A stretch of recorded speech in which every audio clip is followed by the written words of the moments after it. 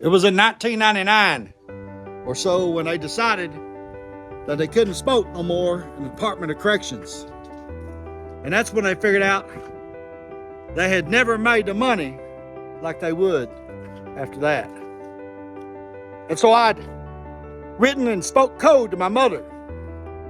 And I told her, give me a $100 bill and roll it up real tight and tape it so it's waterproof and bring it to me on the yard.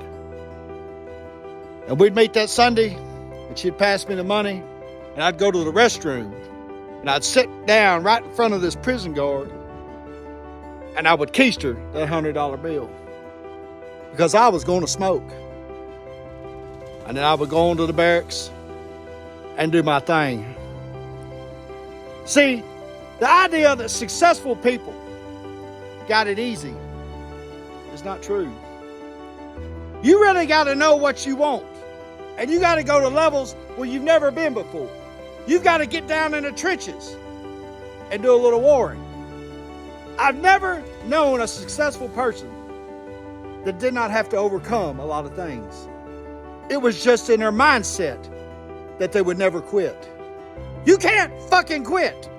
You got to do whatever it is to win. And winning is contagious. It'll pass on to your family and to your children and your community. And people that don't understand winning will come against you, but you just shake them off.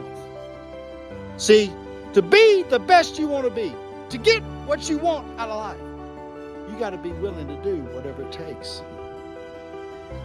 And that, my friends, is the American way. God bless you. Fluid English.